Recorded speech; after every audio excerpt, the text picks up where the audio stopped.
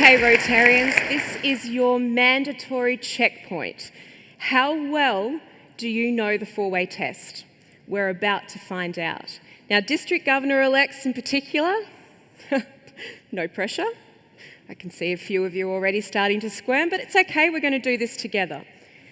Question number 1. Is it the truth? Is it the truth? Very good. Question number 2. Is it fair to all concerned? Excellent. Question number 3. Will it build goodwill and better friendships? And the 4th and final question, will it be beneficial to all concerned? President-elect Stephanie, your irresistible governors get a big tick on the four-way test. As Rotarians, we are rightly proud that our organisation is built on strong values. And I think we can all agree that a central pillar of Rotary culture is our four-way test. But what is the true essence of the four-way test? Why was it introduced? And was it really just intended for rote recital? Or is it a licence to succeed in a sustainable way? Our high-performing plan to do more good. Let's explore this pillar of Rotary culture, how it can be taken for granted and how it can help each of us grow as effective visionary leaders. Now, for those of you who may not know, the four-way test was crafted by past Rotary International President Herbert Taylor in 1932 as part of his work to revive a nearly bankrupt aluminium company. He believed an easy-to-remember mantra would help instill a culture of sustainable success among his employees. Recognising the potential of the four-way test, Herbert introduced it to Rotary, and by 1943 it was promoted to clubs worldwide. Today, Rotary boasts 1.4 million members, each with a unique motivation to volunteer their time, energy and resources to make a difference. Rotary's achievements, such as the near eradication of polio, demonstrate our members' ability to deliver world-changing outcomes. So we're good people who get good things done.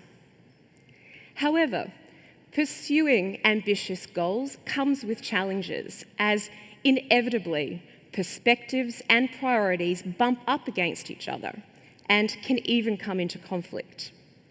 And this is where the four-way test comes into play, ensuring that our focus on what we achieve does not overshadow how we achieve it.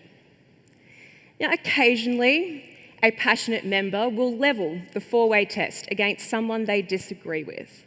And while I'm sure that is well-intentioned, that very act questions the integrity of fellow volunteers, which can alienate them and even discourage them from Rotary. The four-way test was not designed for confrontations. For starters, interpreting what's fair is subjective, which makes it useless for enforcing compliance, particularly in a volunteer organisation.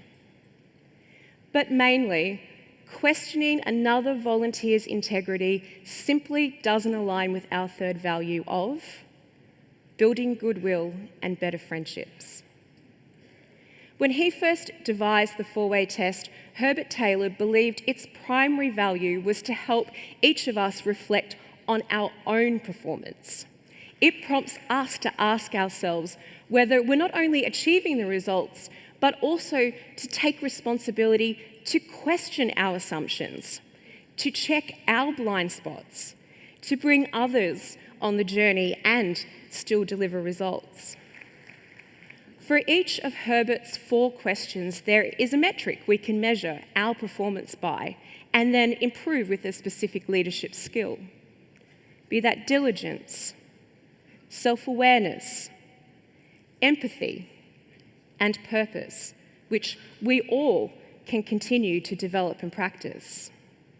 As Governor, I use the four-way test all the time as my leadership framework, particularly to deliver our district signature project, a public activation of 1,200 new volunteers to assemble 100,000 emergency relief meals for people in need throughout Ukraine, Turkey, and Syria.